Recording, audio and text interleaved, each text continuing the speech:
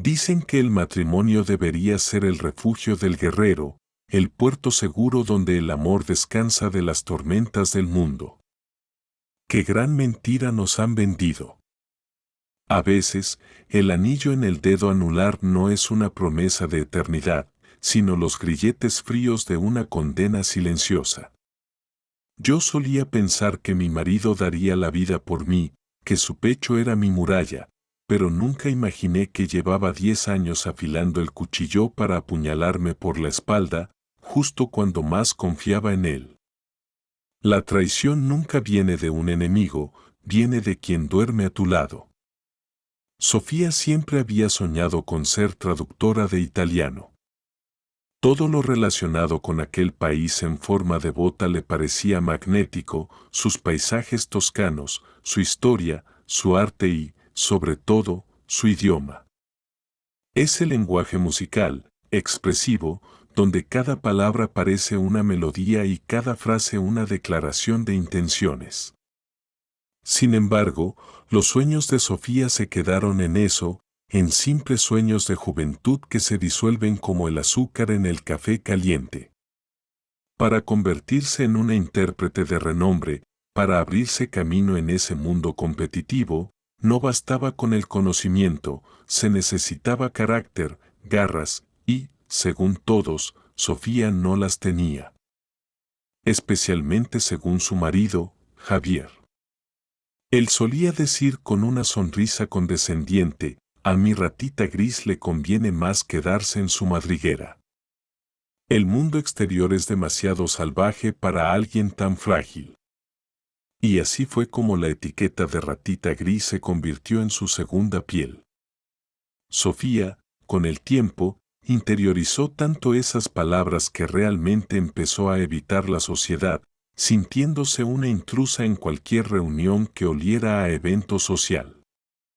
Se refugió en el silencio, en la sombra de un marido que brillaba, o creía brillar, por los dos.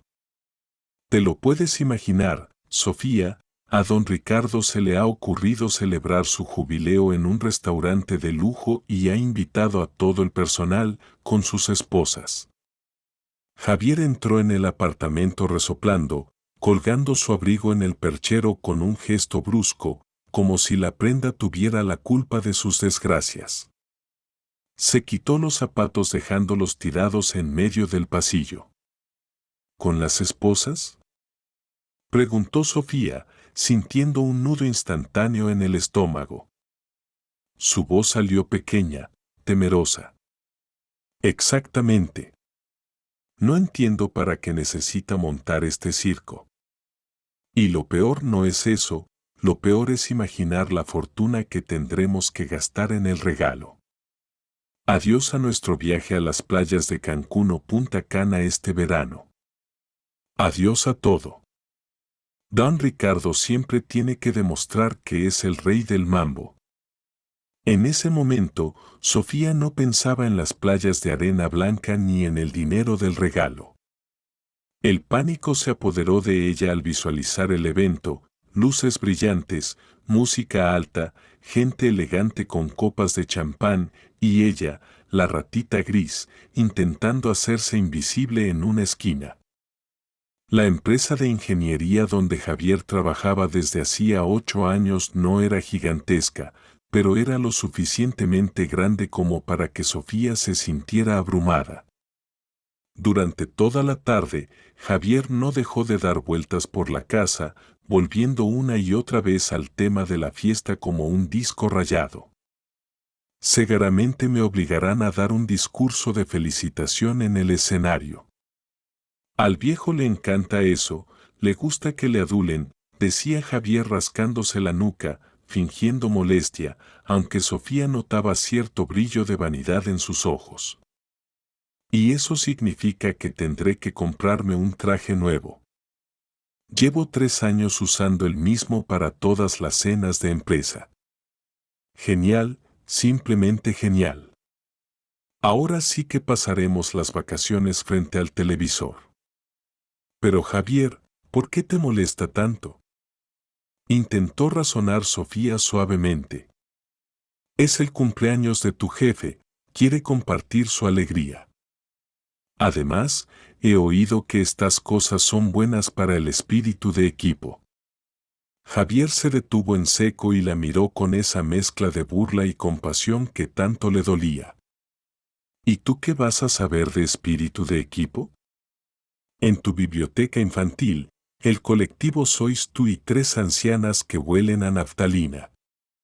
No entiendo cómo aguantas ahí.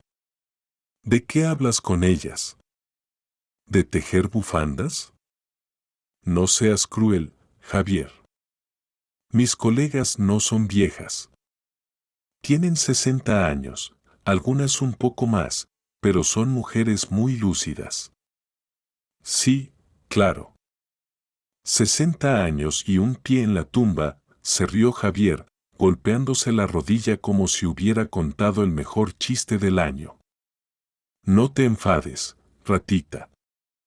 En el fondo respeto a tus abuelas. Seguro que te dan consejos muy valiosos sobre, no sé, cómo hacer mermelada. Sofía prefirió callar. Sabía que discutir con Javier era como intentar derribar un muro a cabezazos. Escucha, Sofía. ¿Podrás acompañarme el sábado al centro comercial? Necesito ese maldito traje. Claro, iremos. Y de paso, podríamos mirar un vestido para mí. Javier frunció el ceño, como si Sofía acabara de hablar en chino mandarín. ¿Un vestido? ¿Para qué quieres un vestido? Tú mismo dijiste que estamos invitadas las esposas. ¿Qué se supone que debo ponerme? No tengo nada adecuado para un restaurante de esa categoría. ¿Qué significa que no tienes nada? Ponte la chaqueta azul.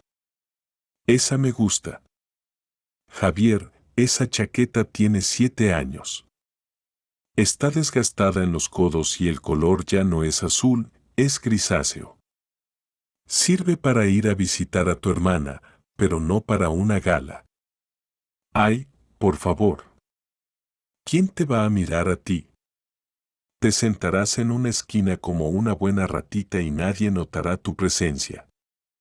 No eres tú la que tiene que subir al escenario a felicitar a don Ricardo. Deja de buscar excusas para gastar dinero. Javier puso esa cara de ofendido, esa mueca de víctima que tan bien ensayada tenía, y Sofía, como siempre, bajó la cabeza y no se atrevió a insistir. Pero la semilla de la humillación ya estaba plantada, ardiendo lentamente en su pecho. Al día siguiente, en la biblioteca, Sofía no pudo evitar compartir su angustia con sus compañeras. Aquellas ancianas, como las llamaba Javier, eran en realidad mujeres llenas de vida. Doña Lucía, a sus 68 años, bailaba tango todos los viernes y cuidaba de 3 nietos con una energía envidiable. Doña Avelina tenía un jardín tan perfecto que había salido en revistas locales, y la directora, Doña María, era viuda de un catedrático y poseía una mente tan afilada que podría haber dirigido el país si se lo hubiera propuesto. Sofía les contó la conversación, omitiendo los insultos más graves, pero dejando ver su tristeza por tener que ir con ropa vieja. Mi querida niña, dijo doña María, mirándola por encima de sus gafas de lectura con severidad cariñosa. Escucha bien lo que te voy a decir.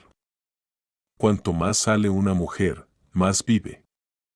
Pero hay una condición innegociable, necesita sentirse reina. Y para eso, necesita un vestido nuevo. Exacto, apoyó doña Lucía. Tienes la obligación moral de comprarte algo hermoso. ¿Cuándo vas a tener otra oportunidad así? Mira, entre todas te cubriremos. Te daremos un bono extra este mes, algo discreto. Cómpratelo. Y Sofía, impulsada por el calor de esas mujeres que la valoraban más que su propio esposo, cometió su primer acto de rebeldía, compró un vestido. Un vestido color azul cielo, de una tela suave que caía como agua sobre su cuerpo, resaltando el color de sus ojos.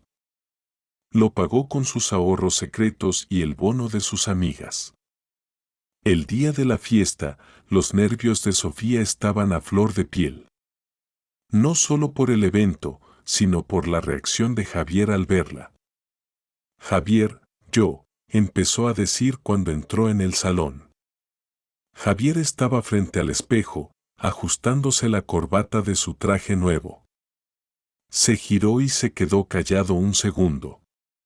Vaya, al final te saliste con la tuya. Bueno, debo admitir que el color te favorece. Pareces decente. Javier le guiñó un ojo y volvió a mirarse al espejo, inflando el pecho. ¿Y yo qué tal? Me veo imponente, ¿verdad? Tengo miedo de que las secretarias jóvenes no me dejen en paz esta noche. Sofía sonrió débilmente ante el narcisismo de su marido. Decente. Esa era la palabra más cariñosa que podía esperar. La fiesta fue tal y como Sofía temía, opulenta, ruidosa y superficial. Se sentía como un pez fuera del agua, aferrada a su copa de vino como si fuera un salvavidas. Javier la abandonó casi de inmediato para ir a adular a don Ricardo y mezclarse con los hombres importantes. Sin embargo, hubo algo que captó la atención de Sofía. Don Ricardo presentó con gran pompa a un nuevo socio estratégico, un italiano llamado Adriano. Era un hombre de unos 40 y tantos años, con una elegancia natural y una mirada oscura, casi dolorosa. La empresa de ingeniería estaba a punto de cerrar un trato millonario con la firma de Adriano, y se notaba que la fiesta estaba, en parte, organizada para impresionarlo. Lo curioso era que Adriano hablaba un español perfecto, sin apenas acento. Javier y los demás empleados se deshacían en elogios hacia él, riendo sus gracias, intentando ganar su favor. Pero Sofía, desde su rincón de ratita gris, observaba algo más. Veía tensión en la mandíbula del italiano. Veía que sus sonrisas no llegaban a sus ojos. Hacia el final de la velada, Sofía buscó un poco de aire fresco cerca de una de las ventanas del balcón, que estaba entreabierta. Las cortinas de terciopelo la ocultaban parcialmente. Fue entonces cuando vio a Adriano salir al balcón, con el teléfono pegado a la oreja. Sofía iba a retirarse para no molestar, pero se quedó paralizada al escuchar el idioma. Adriano ya no hablaba español. Hablaba en italiano. Y no era el italiano de negocios, era un italiano rápido, emocional, cargado de una furia fría. No, cara mía, non ho ancora finito qui, no, querida mía, aún no he terminado aquí, decía Adriano, mirando hacia la noche oscura de la ciudad. Non preoccuparti. Tutto procede secondo i piani. Lui crede di aver vinto, crede che io sia il suo salvatore. No te preocupes. Todo va según el plan. Él cree que ha ganado, cree que soy su salvador. El corazón de Sofía empezó a latir con fuerza. Gracias a sus años de estudio autodidacta, entendía cada palabra. Tra 2 settimane, Laura. Solo 2 settimane. En 2 semanas, Laura. Solo 2 semanas. La voz de Adriano bajó un tono, volviéndose peligrosa. Ti prometto che pagherà. Don Ricardo pagherà per ogni lacrima che hai versato. Ho giurato vendetta sulla tomba dei miei sentimenti, e la abro. Lo distruggero, amore mio. Abbracciami la bambina. A presto. Te prometo que pagará. Don Ricardo pagará por cada lágrima que has derramado. He jurado venganza. Lo destruiré, amor mío.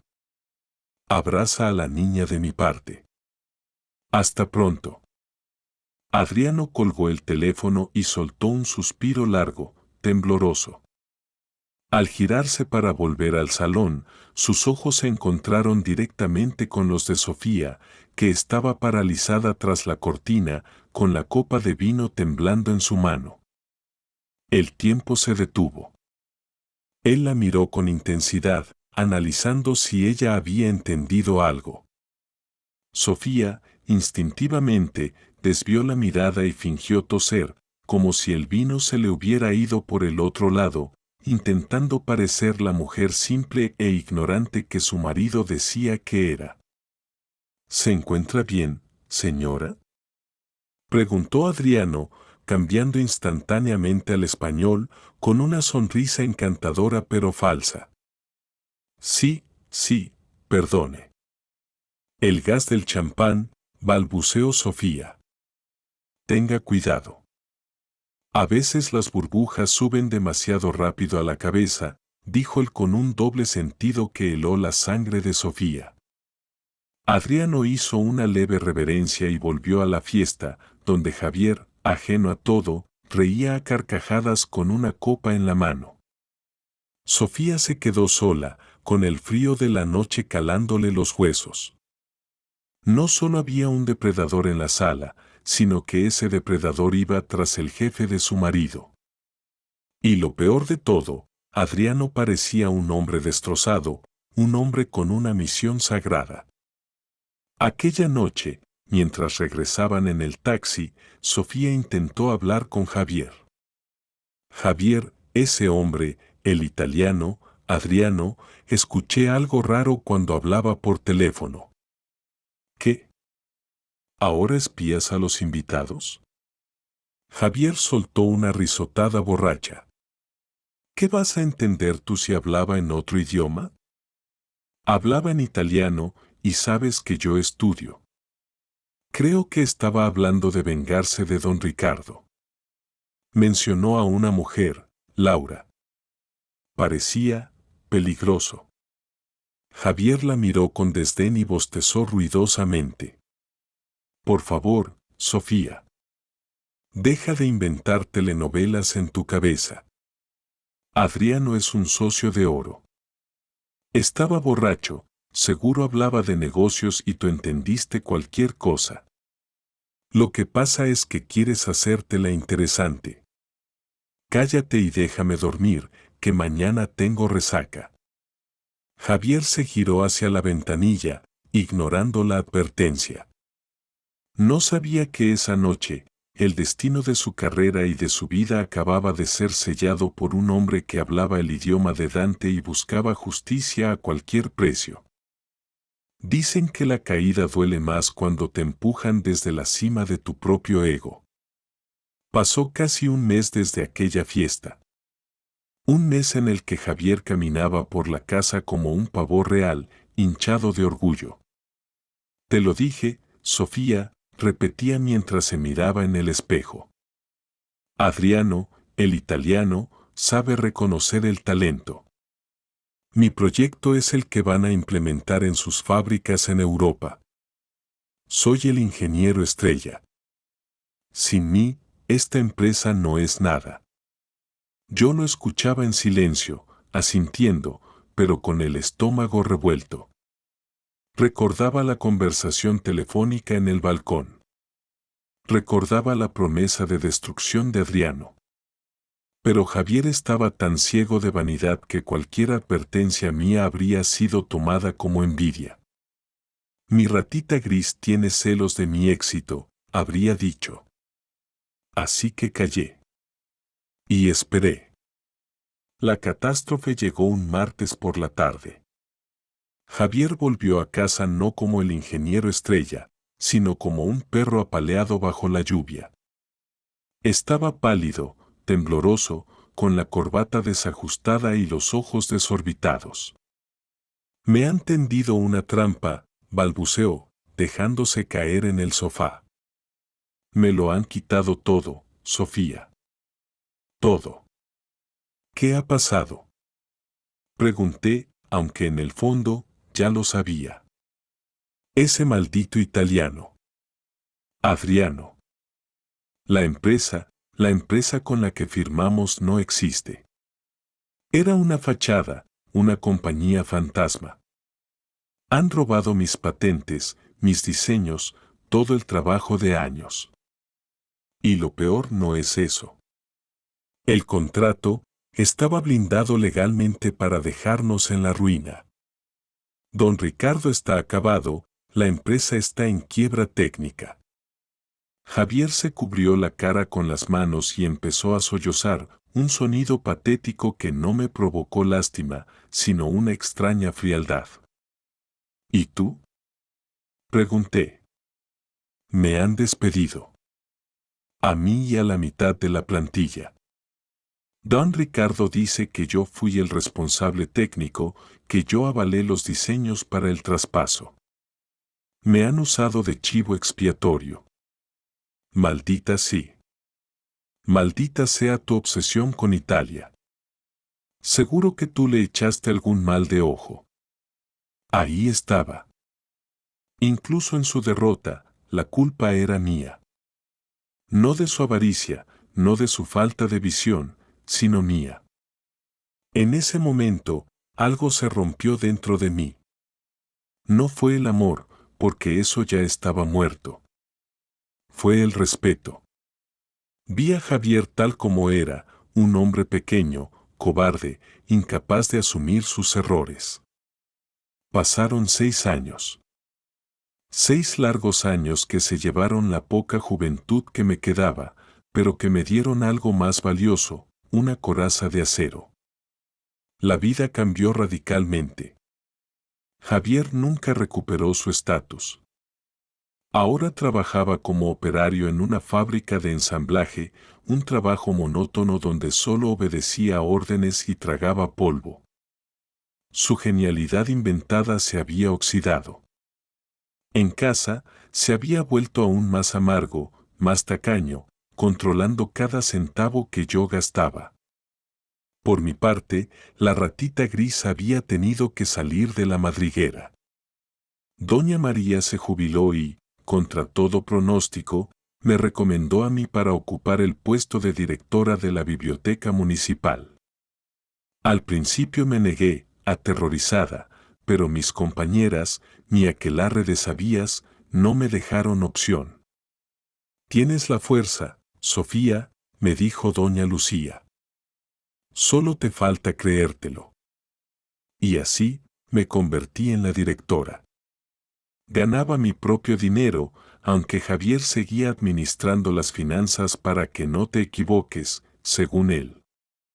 Un día, la rutina de la biblioteca se rompió. Era la hora del almuerzo y yo estaba sola en la sala principal, organizando unos registros. La puerta se abrió y entró una adolescente, de unos 14 o 15 años, con la mirada perdida. Caminó entre las estanterías, rozando los lomos de los libros, hasta que de repente su cuerpo se puso rígido. Cayó al suelo con un golpe seco. Corrí hacia ella. Estaba convulsionando. Un ataque de epilepsia. No lo dudé. Años de leer sobre todo tipo de temas en la biblioteca me habían preparado para esto. Me arrodillé, aparté las sillas cercanas para que no se golpeara y le coloqué algo suave bajo la cabeza. No intenté sujetarla, solo la protegí y controlé el tiempo. Minutos después, cuando las convulsiones cesaron y la chica empezaba a recuperar la conciencia, confusa y asustada, las puertas se abrieron de golpe. Entró un hombre corriendo, seguido por los paramédicos que yo había llamado. Valentina. Dios mío, Valentina. El hombre se arrodilló junto a la chica, acariciando su rostro con una ternura desesperada. Está bien, papá, ya pasó, susurró ella. Me levanté para darles espacio, limpiándome el polvo de las rodillas. El hombre se giró para agradecerme y, en ese instante, el mundo se detuvo por segunda vez. Era él. Más canoso, con arrugas más profundas alrededor de los ojos, pero inconfundible. Adriano. El arquitecto de nuestra desgracia. Él me miró y vi el reconocimiento instantáneo en sus ojos oscuros. Usted, murmuró, poniéndose de pie. Usted es la mujer del vestido azul. La esposa del ingeniero. Sentí una oleada de calor subir por mi cuello. No era miedo. Era ira. Una ira acumulada durante 6 años de ver a mi marido humillado y soportar su amargura en casa. Veo que tiene buena memoria, dije, y mi voz sonó más firme de lo que esperaba. Recuerda a la mujer del hombre al que usted destruyó. Adriano palideció. Miró a su hija, que ya estaba siendo atendida por los médicos, y luego volvió a mirarme a mí. Había vergüenza en su rostro. Sofía, ¿verdad? Ese es su nombre. Sí. Y el suyo es Adriano. El hombre que vino, sonrió, firmó un contrato falso y dejó a docenas de familias en la calle. ¿Satisfecho con su venganza contra don Ricardo? Porque le aseguro que la metralla de su bomba nos dio a todos. Él bajó la cabeza.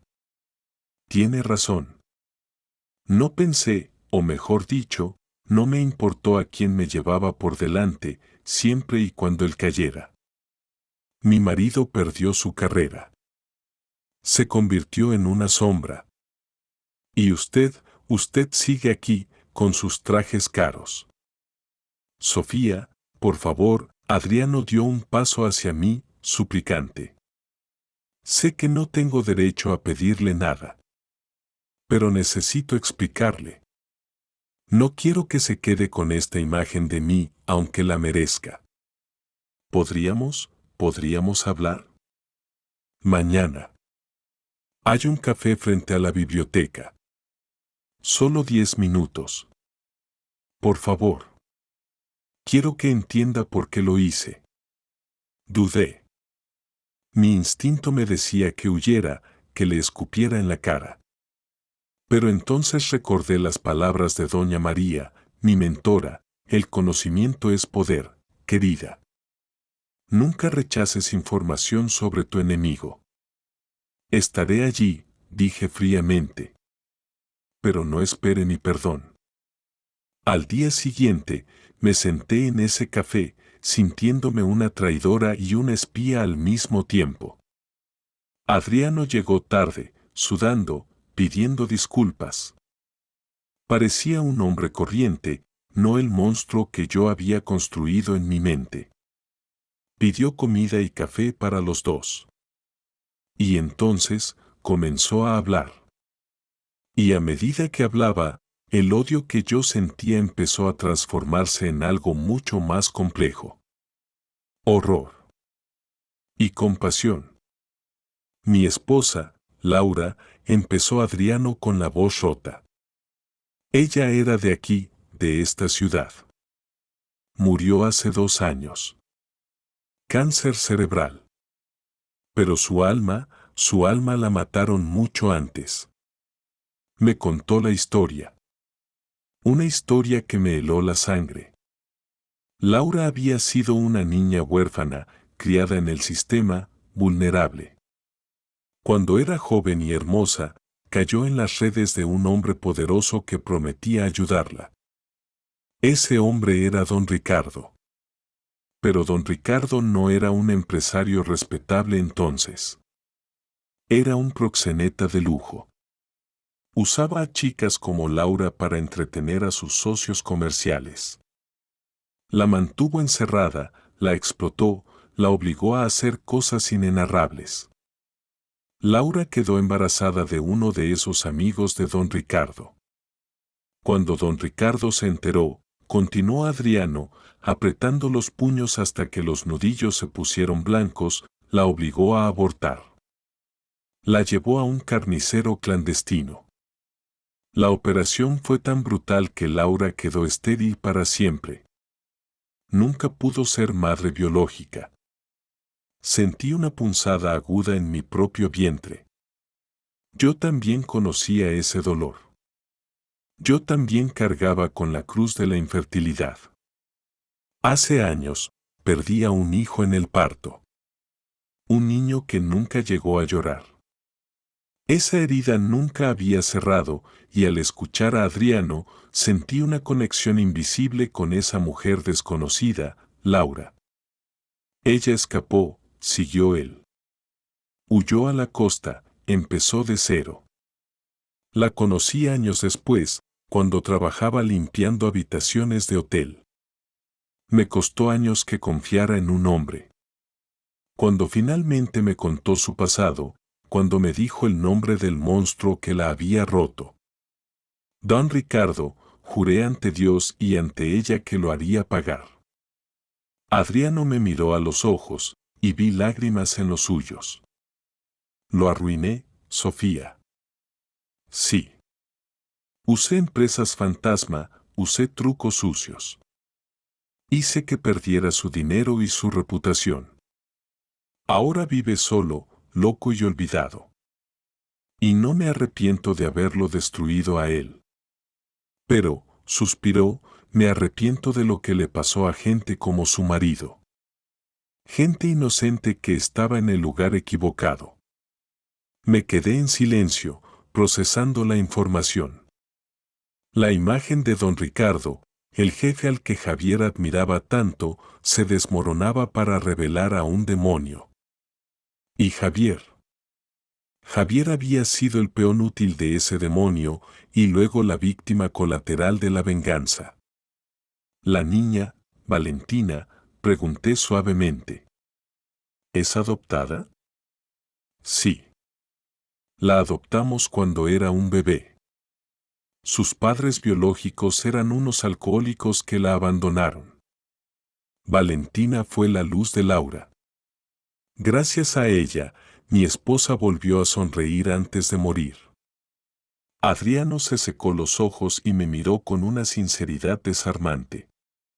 Sofía, sé que esto no arregla nada. Pero necesitaba que supiera que no soy un villano de opereta. Soy un hombre que amaba a su mujer. Y si usted quiere denunciarme, hágalo. No me importa. Ya he cumplido mi promesa. Lo miré fijamente. Podía ver su dolor. Y, sorprendentemente, le creí. No voy a denunciarlo, Adriano, dije lentamente. Mi marido es un hombre difícil. Quizás perder ese trabajo fue solo el empujón que necesitaba para mostrar quién es realmente. Pero eso no es culpa suya. Nos despedimos. Él prometió volver en marzo para una revisión médica de Valentina. Me dio su número personal en un papelito. Por si algún día necesita algo, o simplemente quiere saber cómo está la niña, dijo. Guardé el papel en el bolsillo más profundo de mi bolso. Esa noche, en casa, miré a Javier. Estaba sentado frente al televisor, bebiendo una cerveza barata, quejándose de sus compañeros de la fábrica. Son unos inútiles, decía. No saben con quién están hablando. Yo diseñé patentes internacionales. Lo vi con una claridad nueva. Ya no era el gigante que yo temía. Era un hombre pequeño, amargado y ciego. Y yo tenía un secreto. Tenía la verdad. Y tenía el número de teléfono del hombre que, sin querer, me había abierto los ojos. La ratita gris había muerto en ese café. Ahora, en su lugar, había una mujer que empezaba a calcular. Me fui a la cama, pero no pude dormir. Soñé con Laura. Soñé que paseábamos por un jardín de cerezos bajo la lluvia, compartiendo el dolor de los hijos que nunca tuvimos. Y al despertar, supe que mi vida no podía seguir igual. Una semana después, cometí el error. O quizás el acto subconsciente de rebeldía. Dejé el papelito con el número de Adriano sobre la mesa de noche. Javier entró en la habitación de golpe, encendiendo la luz. ¡Ajá!, gritó, con el rostro desencajado por la furia. Lo sabía. Sabía que me ocultabas algo. En su mano, estrujado como basura, estaba el papel con el número del italiano. La luz de la lámpara de techo nos iluminaba como si estuviéramos en un interrogatorio policial. Javier sostenía ese pedazo de papel arrugado como si fuera la prueba de un crimen capital, temblando de una mezcla de furia y de ese miedo patético que tienen los hombres inseguros a ser reemplazados. ¿Qué es esto, Sofía?, gruñó, acercándose a mí con los ojos inyectados en sangre. ¿El número del italiano? ¿Del hombre que me arruinó la vida? Contesta. ¿Desde cuándo te burlas de mí a mis espaldas? Me senté en la cama, respirando hondo. El miedo se había evaporado. Cuando una mujer ha perdido tanto como yo, las amenazas de un marido celoso suenan a lluvia sobre el tejado, molestas, pero inofensivas. No es lo que piensas, Javier. Y baja la voz, los vecinos no tienen por qué escuchar tus delirios. ¿Delirios? Se rió con amargura, tirando el papel sobre la colcha. Encuentro el número de mi enemigo en tu mesita de noche. ¿Qué se supone que debo pensar? ¿Qué intercambiáis recetas de cocina? Te has estado acostando con él. Lo has hecho para humillarme aún más. Javier, basta, dije, y mi voz salió tan fría y cortante que él se detuvo en seco. No soy tu amante, ni la suya. Ese hombre, Adriano, tiene una hija enferma. Una niña que casi muere en mi biblioteca hace una semana. Eso es todo. Me dio su número por si pasaba algo con la niña. ¿Y tú esperas que me crea eso?, bufó él, cruzándose de brazos. Eres una ingenua, Sofía. Ese tipo te ha contado una historia lacrimógena para meterse en tu cama. Es un manipulador. Me robó mis patentes. Te robó tus patentes porque quería destruir a don Ricardo, le solté, incapaz de contenerme más. Y tenía razones para hacerlo. Razones que tú, en tu mundo de fantasía donde tu jefe era un santo, ni siquiera puedes imaginar. Javier me miró, confundido por mi tono. ¿De qué hablas? Entonces se lo conté. Le conté la verdad sobre don Ricardo, sobre Laura, sobre la red de explotación, sobre el aborto forzado. No le ahorré detalles. Quería que viera la suciedad que se escondía bajo los trajes caros de su ídolo. Mientras hablaba, la cara de Javier pasó de la ira a la incredulidad y finalmente a una especie de horror mudo. Se sentó en el borde de la cama, desinflado. Eso no puede ser verdad, murmuró, pasándose las manos por la cara.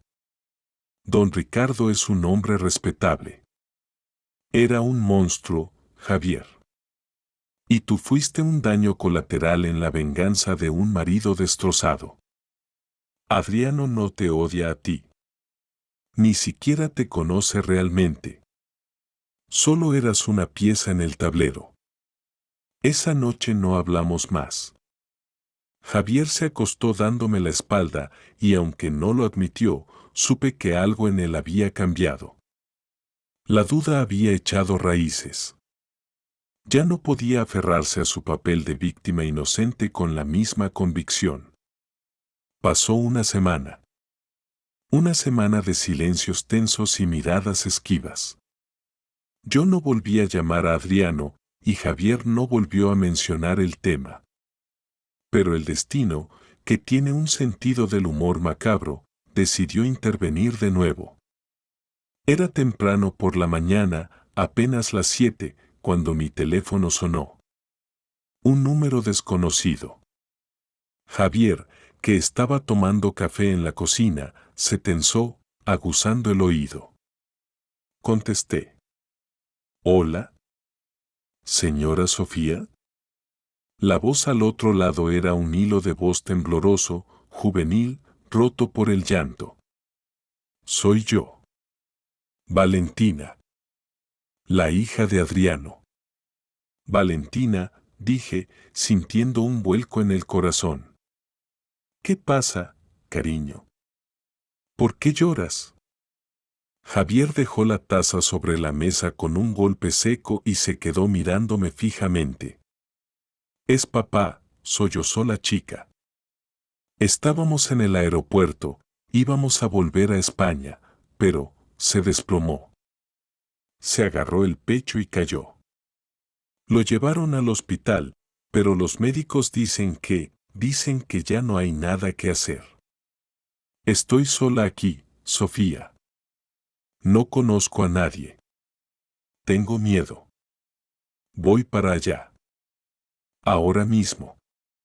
Dime en qué hospital estás. Colgué el teléfono y empecé a buscar mi bolso frenéticamente. ¿A dónde vas? Preguntó Javier, bloqueándome el paso. Adriano ha muerto. O está muriendo. Un infarto en el aeropuerto. Su hija está sola, Javier. Es una niña de 15 años en un país extraño. Tengo que ir. Javier dudó un segundo. Vi la lucha en sus ojos, los celos contra la decencia humana. Te llevo, dijo finalmente. No vas a ir sola a buscar a la familia de ese tipo. Cuando llegamos al hospital, ya era tarde. Adriano había fallecido en la sala de reanimación. Un ataque masivo al corazón, fulminante. Quizás su corazón, cargado con tanto odio y tanto dolor durante años, simplemente decidió que ya había cumplido su misión y se detuvo. Encontramos a Valentina en la sala de espera, hecha un ovillo en una silla de plástico, temblando como una hoja. Cuando me vio, corrió hacia mí y se aferró a mi cintura, llorando con esa desesperación pura que solo tienen los niños que se quedan huérfanos. Yo la abracé, acariciando su cabello, mientras Javier observaba la escena desde unos metros de distancia, incómodo, con las manos en los bolsillos. Los días siguientes fueron una pesadilla burocrática. Apareció una tía lejana de Adriano, una mujer llamada Leída, fría como un témpano de hielo, que vino solo para gestionar el traslado del cuerpo y los bienes. Valentina no quería irse con ella. Decía que su padre odiaba a esa mujer, que solo le interesaba el dinero de la herencia. La situación era crítica. Valentina estaba sufriendo ataques de pánico y su epilepsia amenazaba con volver. Intervine. Hablé con la tía, hablé con los abogados. Logré que permitieran que Valentina se quedara con nosotros unas semanas, hasta que se calmaran las cosas y se arreglaran los papeles de la tutela legal en España. La tía accedió a regañadientes. Para ella, librarse de la niña problemática por unos días era un alivio. Llevar a la hija de tu enemigo a vivir a tu casa suena a receta para el desastre. Y al principio, lo fue. Javier evitaba a Valentina. La miraba de reojo, como si esperara que ella sacara un cuchillo y nos atacara. Pero Valentina era una chica especial. A pesar de su dolor, tenía una luz interior. Y tenía algo más, una mente brillante. Una tarde, encontré a Javier y a Valentina en la sala. Javier estaba intentando arreglar una vieja radio que tenía desmontada sobre la mesa, refunfuñando porque no encontraba el fallo. Es el condensador de flujo, dijo Valentina, señalando una pieza pequeña con su dedo índice. Está quemado. Y ese circuito está haciendo puente. Javier la miró, ofendido. ¿Y tú qué sabes, niña? Esto es ingeniería compleja.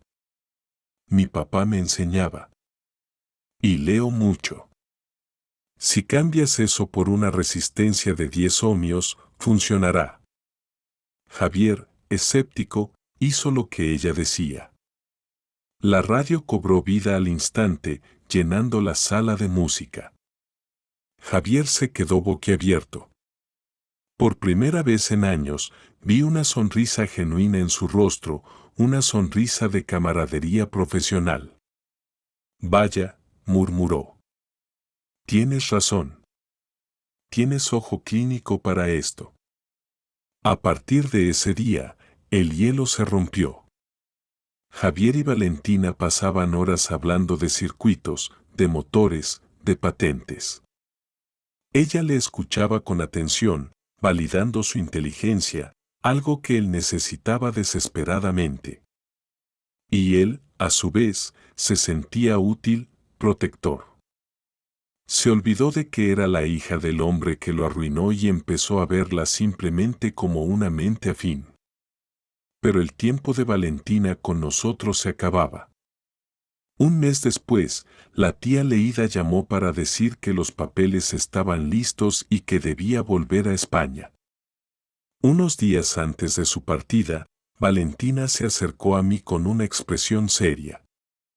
Sofía, hay algo que quiero hacer antes de irme. Algo importante. Dime, cielo. Quiero conocer a mis padres biológicos. Me quedé helada. Sabía la historia por Adriano, alcohólicos, negligentes. ¿Estás segura? Pregunté. A veces el pasado es mejor dejarlo donde está. Mi madre, Laura, me dio su dirección antes de morir.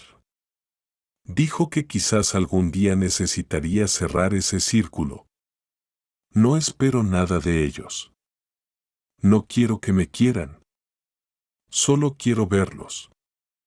Quiero confirmar que mi vida con mis padres adoptivos fue un regalo. Necesito verlo con mis propios ojos para dejar de idealizar lo que pudo haber sido. Se lo comentamos a Javier. Para mi sorpresa, él se ofreció a conducir. Está a 4 horas de aquí, en la costa, dijo. Iremos en mi coche. No voy a dejar que vayáis solas a ese barrio. He mirado la dirección en el mapa y no parece un sitio recomendable para 2 mujeres. Y así fue como emprendimos ese viaje extraño. Un marido, una esposa y la hija huérfana del enemigo, cruzando el país en un viejo sedán. El contraste al llegar a la ciudad costera fue brutal. Pasamos por la zona turística, llena de hoteles de lujo, palmeras y turistas quemados por el sol. Pero el GPS nos guió lejos de allí, hacia las afueras, hacia un laberinto de calles sin asfaltar y casas que parecían sostenerse en pie de milagro. La dirección nos llevó a una casucha con el techo de uralita y las paredes desconchadas. El jardín era un cementerio de chatarra, neumáticos viejos, botellas rotas, plásticos. Olía a humedad y a abandono. Javier detuvo el coche a unos metros. «Quedaos aquí», dijo, con voz autoritaria pero protectora. «Voy a echar un vistazo primero. No quiero que Valentina vea nada desagradable sin previo aviso». Valentina asintió, pálida. Javier bajó del coche, se ajustó la chaqueta y caminó hacia la verja oxidada. Yo bajé la ventanilla para escuchar. El aire era pesado. Javier empujó la cancela, que chirrió como un lamento. «¿Quién anda ahí?», gritó una voz de mujer, arrastrada y agresiva. Javier desapareció tras la esquina de la casa. Desde el coche, no podíamos verlos, pero podíamos oírlo todo. Y lo que oímos nos heló la sangre. «¡Lárgate!», gritaba la mujer. «¿Eres de la brigada de obras? Dile a tu jefe que no voy a pagar nada». «Cállate, Juana, estás borracha», intervino una voz de hombre igual de pastosa. «¿Qué quiere, señor?». «Busco a los padres de una chica», empezó a decir Javier, intentando mantener la calma. «Una chica que dieron en adopción hace años». Hubo un silencio, seguido de una risa histérica de la mujer. «¿La niña? Ja. ¿Esa mocosa? ¿Qué pasa? Viene a pedir dinero. Seguro que la muy desagradecida vive como una reina en Europa y ahora se acuerda de nosotros. Pues que se pudra. Nosotros no tenemos nada. Lárguese». «Juana, por Dios», murmuró el hombre. «Tú cállate, inútil. Si no fuera por mí, estaríamos muertos de hambre. Solo sirves para beber y hacer hijos que luego hay que regalar». Entonces, escuchamos un sonido diferente. Un llanto suave, ahogado. Y la voz de Javier cambió. Ya no era educada. Era tensa, horrorizada. «¿Quién es ese niño?», preguntó Javier. «¿Qué te importa?», escupió la mujer. «Es el Iván». «Iván, deja de llorar o te doy otra vez con el cinturón. Entra en la casa, maldita sea. El niño está sucio y tiene un golpe en la cara», dijo Javier, y pude imaginar sus puños apretándose. «¿Ha comido algo hoy?». «Comerá cuando haya comida», gritó el hombre. «¿Quién se cree usted para venir a mi casa a juzgarme? Fuera». El corazón me latía en la garganta. Miré a Valentina. Tenía los ojos cerrados y las lágrimas le corrían por las mejillas. «Tengo un hermano», susurró. «Sofía, tengo un hermano. Y está ahí dentro, en ese infierno». Javier volvió al coche unos minutos después. Estaba pálido, con la mandíbula apretada tan fuerte que parecía que se le iban a romper los dientes. Entró y cerró la puerta con suavidad, pero sus manos temblaban sobre el volante. «¿Qué has visto?», le pregunté. Javier se giró hacia el asiento de atrás y miró a Valentina con una intensidad nueva. He visto lo que nadie debería ver». Respiró hondo. «Tienen un niño. Un niño pequeño, de unos 5 o 6 años. Iván. Está sentado en el barro, jugando con una lata oxidada. Tiene miedo, Valentina. Tiene miedo de sus propios padres». «Quiero verlo», dijo ella, intentando abrir la puerta. «No», Javier bloqueó las puertas. «No puedes entrar ahí así. Están borrachos y son agresivos. Si ven que tienes dinero o que vienes de fuera, montarán un escándalo. Pero no nos vamos a ir». «¿Qué vamos a hacer?», pregunté. Javier miró la casa ruinosa y luego nos miró a nosotras.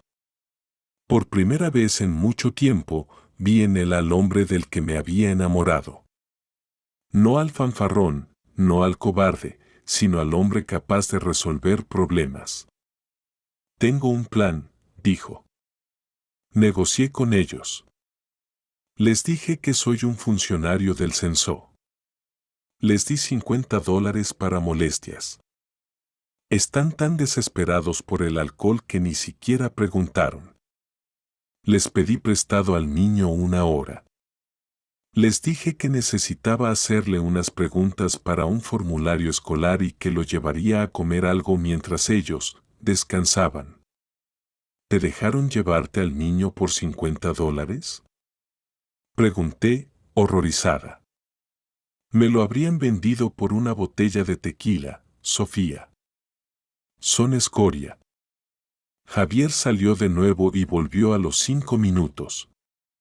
Esta vez no venía solo. De su mano, caminando con pasos vacilantes, venía un niño pequeño. Estaba sucio, con la ropa demasiado grande y llena de agujeros, y tenía el pelo rubio enmarañado. Pero sus ojos eran idénticos a los de Valentina. Cuando Valentina lo vio, se tapó la boca para no gritar. «Hola, campeón», dijo Javier con una voz increíblemente suave mientras abría la puerta trasera. «Mira, hay alguien que quiere conocerte». El niño, Iván, se sentó al lado de Valentina. La miró con desconfianza al principio, como un animalito maltratado. Valentina le tendió la mano, temblando. «Hola, Iván. Soy tu hermana». El niño parpadeó. «¿Hermana?», preguntó, con una voz ronca por la falta de uso. «¿Tienes comida?». Esa simple frase nos rompió a todos en 1000 pedazos. Fuimos a un restaurante de carretera cercano. Vimos cómo ese niño devoraba un plato de pasta como si fuera la primera vez que comía en días. Valentina no probó bocado, solo lo miraba y le limpiaba la salsa de la cara con una servilleta, murmurándole cosas en español y en italiano. El niño se reía cuando ella le hablaba en el idioma raro. Cuando llegó la hora de devolverlo, el ambiente en el coche se volvió fúnebre. Iván se agarró al asiento. No quería bajar. No quería volver a esa casa donde los gritos y los golpes eran la única música. «No quiero ir», lloriqueó. «El hombre malo me pega cuando se acaba la botella». Javier detuvo el coche lejos de la casa de nuevo. Se giró hacia nosotros. «No podemos dejarlo ahí», dijo Valentina, con la voz firme. «Sofía, Javier, por favor». «No podemos. Se morirá. O se convertirá en uno de ellos». Miré a mi marido. Esperaba que dijera que no era nuestro problema, que llamáramos a la policía y nos fuéramos. Pero Javier estaba mirando sus propias manos, esas manos de ingeniero que ahora estaban manchadas de impotencia. «Ese niño», empezó Javier, con la voz quebrada. «Ese niño tartamudea cuando tiene miedo. Igual que yo cuando era pequeño». «¿Podemos hacer algo?», pregunté. «No sé si podemos», respondió Javier, levantando la vista con una determinación feroz. «Pero sé lo que vamos a hacer. Vamos a quitárselo. Vamos a sacarlo de ese infierno, cueste lo que cueste. Esos monstruos no merecen ni respirar el mismo aire que él». En ese momento, el plan de venganza de la vida dio un giro inesperado. Ya no se trataba de odios pasados ni de empresas fallidas. Se trataba de salvar a un inocente. Y para eso, necesitábamos pruebas. Necesitábamos destruir a Juana y Miguel con la misma frialdad legal con la que Adriano había destruido a don Ricardo. «Valentina», dijo Javier, «saca tu teléfono. Voy a entrar otra vez con el niño. Quiero que grabes todo el audio desde la ventana. Necesitamos que admitan lo que hacen. Necesitamos que se incriminen». «¿Estás seguro?», pregunté. Nunca he estado más seguro en mi vida. «Preparaos. Esto se va a poner feo». El aire dentro de aquella casa olía a peligro, una mezcla rancia de tabaco barato, sudor y alcohol destilado. Javier entró con Iván agarrado a su pierna. El niño temblaba tanto que parecía vibrar. «Ya era hora», gritó Juana, golpeando la mesa con una botella vacía. Dijiste 1 hora y han pasado 2. ¿Dónde está el resto de mi dinero? Javier se mantuvo firme en el centro de la habitación. No se sentó. Su postura había cambiado, ya no era el hombre encorvado por el fracaso laboral, ahora parecía una torre de acero. El niño tenía hambre, dijo Javier con calma. Se ha comido 2 platos de pasta. ¿Cuándo fue la última vez que le disteis una comida caliente? Eso no es asunto tuyo. Intervino Miguel, levantándose tambaleante. Si tanto te preocupa el mocoso, paga. El tiempo es dinero. ¿Dinero?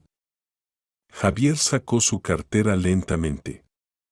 Vi cómo Juana se relamía los labios, una codicia animal brillando en sus ojos inyectados en sangre. ¿Eso es lo único que os importa?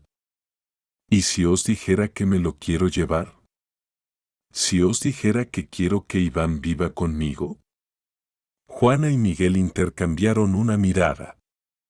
No era una mirada de preocupación parental. Era una mirada de cálculo comercial. El chico es útil, gruñó Miguel.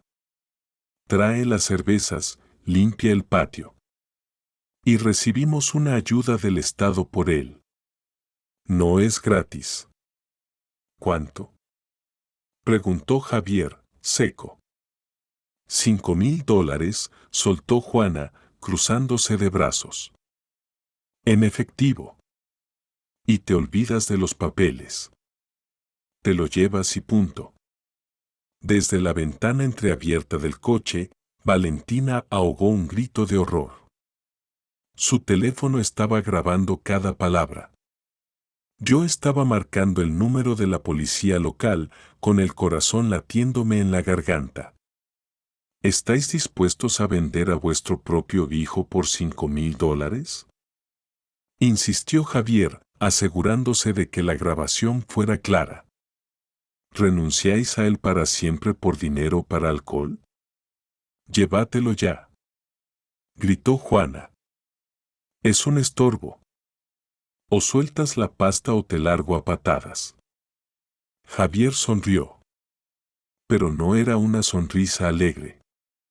Era la sonrisa del verdugo antes de bajar el hacha. No tengo $5,000, dijo Javier, guardando la cartera. Pero tengo algo mejor. Tengo vuestra confesión. En ese momento, las sirenas cortaron el aire de la tarde como cuchillos. 2 coches de policía derraparon frente a la entrada, levantando una nube de polvo. El caos se desató en segundos. Juana empezó a gritar insultos, Miguel intentó huir por la puerta trasera pero se topó con un agente. Iván, aterrorizado por el ruido, se soltó de Javier y corrió a esconderse debajo de la mesa, cubriéndose los oídos y cerrando los ojos con fuerza. Nadie se mueva, ordenó el oficial. Protección de menores. Entré en la casa corriendo, seguida de Valentina. Fui directa hacia la mesa. Iván, cariño, sal de ahí, le susurré, agachándome. Ya está. Se acabó. Nadie te va a hacer daño nunca más. El niño me miró, y luego miró a Javier, que estaba hablando con el oficial, entregándole el teléfono de Valentina como prueba. Javier se giró, vio al niño temblando y se acercó. Se arrodilló, ignorando la suciedad del suelo, y extendió los brazos. Ven aquí, campeón, le dijo. Iván no corrió hacia su madre biológica, que estaba siendo esposada mientras escupía maldiciones. Corrió hacia Javier. Y Javier lo levantó en brazos, apretándolo contra su pecho con una fuerza protectora que me hizo llorar. El proceso legal fue brutal, rápido y despiadado. Gracias a la grabación de Valentina y al testimonio de los agentes que vieron el estado de la casa, Juana y Miguel fueron detenidos esa misma noche por negligencia grave, abuso infantil e intento de venta de un menor. Pero la batalla no terminó ahí. El sistema burocrático es un monstruo lento. Iván fue puesto bajo custodia temporal de los servicios sociales. Esos fueron los días más largos de nuestras vidas. Javier no dormía. Se pasaba las noches leyendo leyes de adopción, imprimiendo formularios, buscando abogados. No voy a dejar que lo metan en un orfanato, Sofía, me decía de madrugada, con los ojos rojos de cansancio. Sé lo que es sentirse pequeño e indefenso. Sé lo que es que nadie apueste por ti. No voy a fallarle a este niño. Valentina tuvo que volver a España. Su visado expiraba y su tía insistía. La despedida en el aeropuerto fue desgarradora, pero diferente a la anterior. Cuidad de él, nos dijo Valentina, abrazando a Javier. Y gracias. Gracias por demostrarme que no todos los hombres son como los monstruos de mis pesadillas. Javier, eres un buen hombre. Javier se quedó de piedra. Esas palabras, viniendo de la hija de su enemigo, curaron algo en su alma que llevaba años roto. Te prometo que estará bien, le dijo él. Y tú, estudia. Tienes un cerebro de oro. No dejes que nadie te diga que eres una ratita. Cómete el mundo. 3 meses después, llegó el día del juicio final para la custodia. La sala del tribunal era fría y austera. Juana y Miguel estaban allí, sentados con sus abogados de oficio. Ya no parecían fieras. Parecían pequeños, grises, derrotados por la abstinencia forzosa en la cárcel preventiva. El juez escuchó el audio. Escuchó los testimonios. Vio las fotos de las condiciones de vida de Iván. Y luego nos miró a nosotros. A Javier, con su traje de las ocasiones especiales, el mismo que usó en la fiesta de don Ricardo, pero que ahora le quedaba con una dignidad nueva, y a mí, sosteniendo la mano de Iván. El tribunal falla a favor de la retirada total de la patria potestad de los señores Juana y Miguel, dictaminó el juez, golpeando el mazo. Y concede la custodia preadoptiva a los señores Javier y Sofía, dada la vinculación familiar biológica a través de la hermana del menor y la evidente capacidad de protección demostrada. Juana ni siquiera lloró. Solo miró al vacío, probablemente pensando en cuándo podría volver a beber. Miguel agachó la cabeza. Salimos del juzgado con el sol dándonos en la cara. Iván caminaba en medio de nosotros, agarrando la mano de Javier con la derecha y la mía con la izquierda. ¿Ahora vamos a casa?, preguntó el niño, levantando la vista. Ya no tartamudeaba. Sí, Iván, respondió Javier, con la voz quebrada por la emoción. Vamos a casa. A tu casa. Miré a mi marido. Las canas habían empezado a aparecer en sus sienes y las líneas de preocupación marcaban su frente. Habíamos perdido mucho dinero en abogados. El futuro era incierto. Pero nunca lo había visto tan alto, tan fuerte, tan hombre. La venganza de Adriano había destruido una empresa corrupta. Pero, de una forma retorcida y milagrosa, esa misma venganza había salvado a nuestra familia. Había destruido al Javier vanidoso y egoísta y había obligado a nacer a un padre. Esa noche, acostamos a Iván en la habitación de invitados, que habíamos pintado de azul cielo. Le leí un cuento, y Javier se quedó en la puerta, observando la escena como si fuera el cuadro más valioso del museo. Cuando salimos al pasillo, Javier me detuvo. Sofía, dijo, tomándome las manos. Sus palmas estaban ásperas, pero cálidas. Perdóname. ¿Por qué? Pregunté. Por todos estos años. Por llamarte ratita. Por no ver quién eras. Tú fuiste la que tuvo el valor de hablar con Adriano. Tú fuiste la que trajo a Valentina. Tú nos has salvado a todos. Yo solo arreglaba máquinas. Tú arreglas personas. Le acaricié la mejilla. No te fustigues, Javier. Las máquinas también son importantes. Si no hubieras tenido el valor de entrar en esa casa, Iván no estaría aquí. Estamos en paz. Nos abrazamos. No fue un abrazo de pasión desenfrenada, sino un abrazo de compañeros de trinchera que han sobrevivido a la guerra. Sin embargo, la vida tenía una última sorpresa reservada para nosotros. Una sorpresa que llegaría desde el otro lado del océano, desde la tierra de Adriano. Unas semanas más tarde, recibimos una carta certificada de un bufete de abogados en Madrid. El remitente era el albacea del testamento de Adriano. Javier abrió el sobre con manos temblorosas. Leyó el documento una vez. 2 veces. Y luego se sentó en la silla, pálido como el papel que sostenía. ¿Qué pasa? Pregunté, asustada. ¿La tía Leída quiere reclamar a Iván? No. Susurró Javier. Es Adriano. Dejó un testamento actualizado poco antes de morir. Sabía que su corazón estaba fallando. ¿Y bien?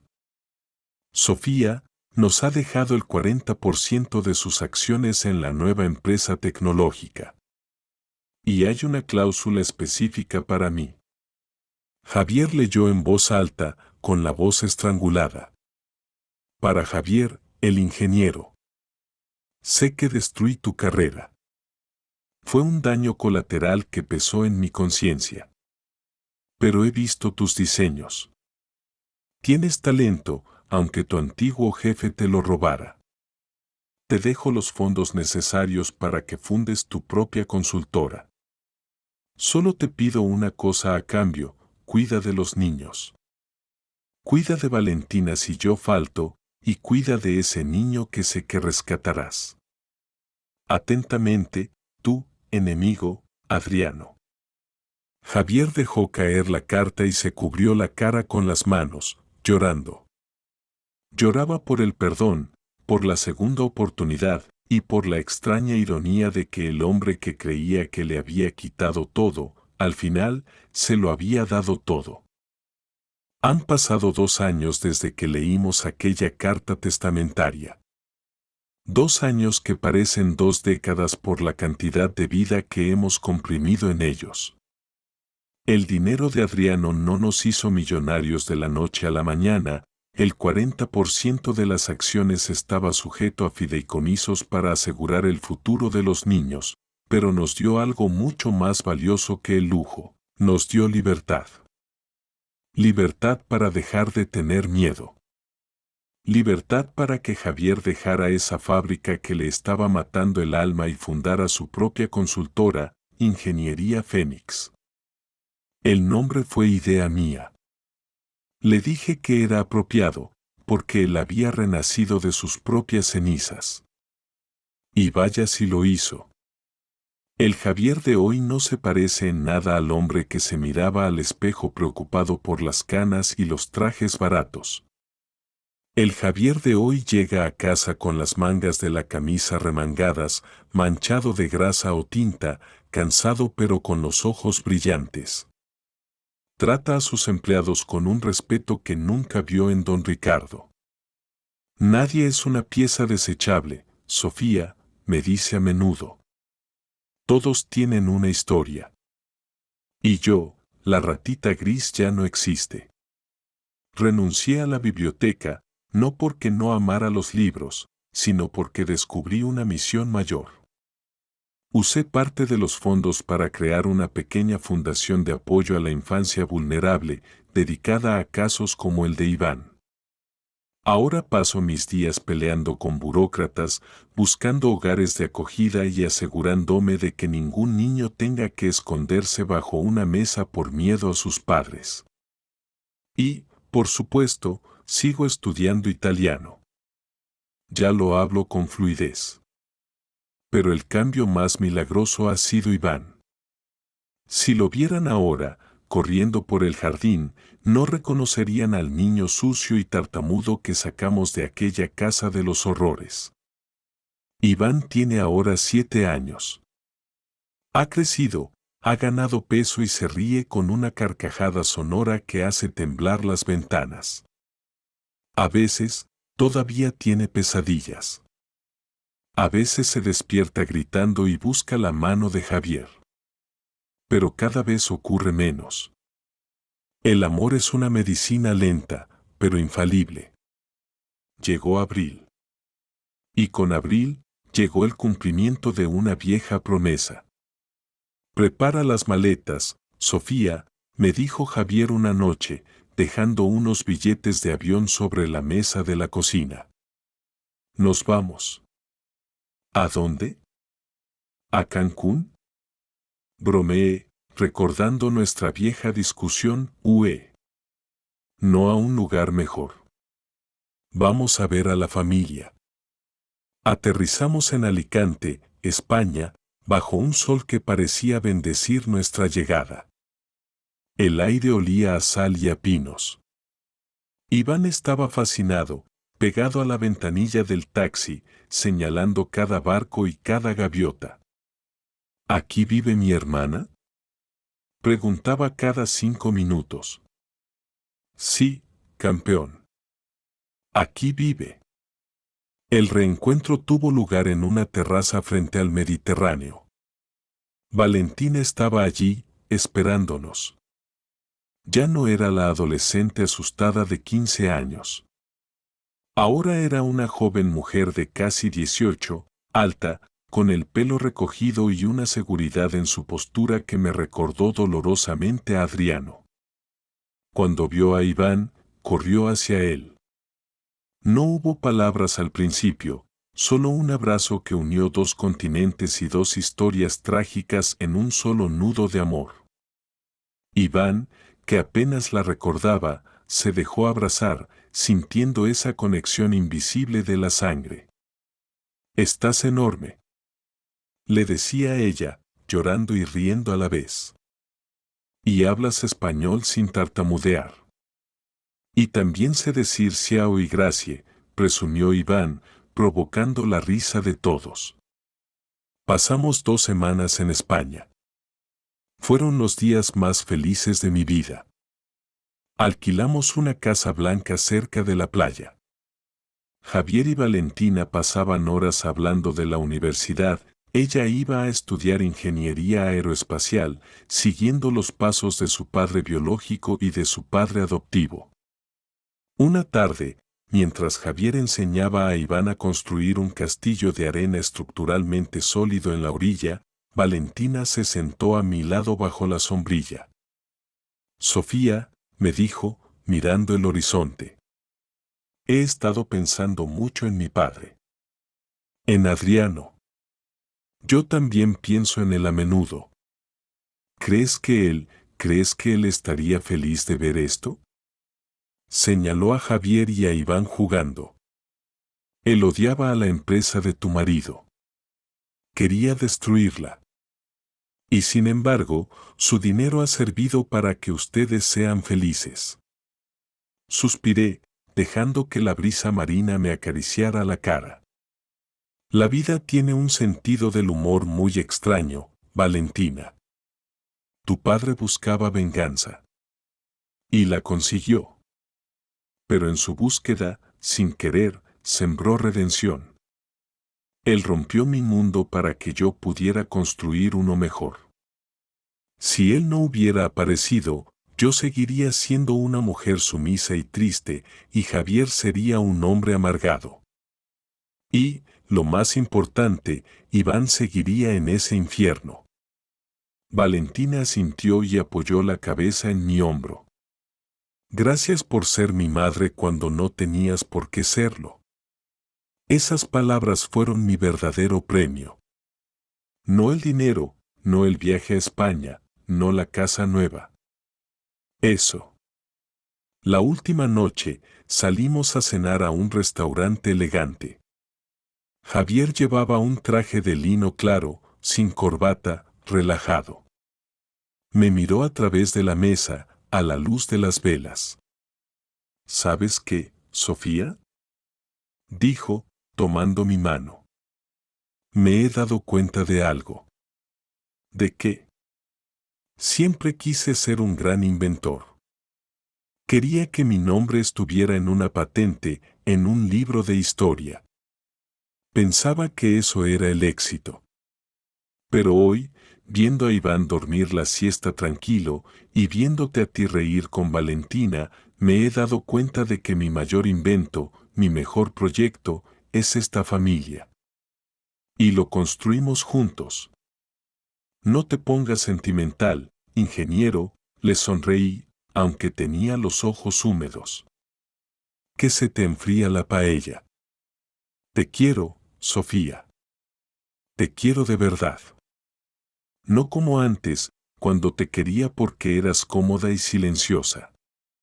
Te quiero ahora, que eres ruidosa, fuerte y valiente. Me he enamorado de la nueva tú.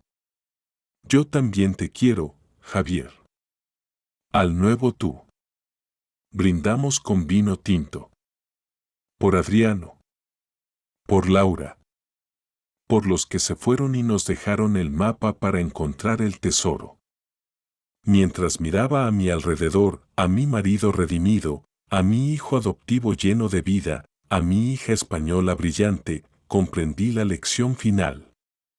A veces, el destino te rompe en 1000 pedazos no para destruirte, sino para que puedas rearmarte de una forma diferente. Yo soñaba con ser traductora, con traducir palabras de un idioma a otro. Pero la vida me dio un trabajo mucho más difícil y hermoso, traducir el dolor en esperanza. Traducir el odio en amor.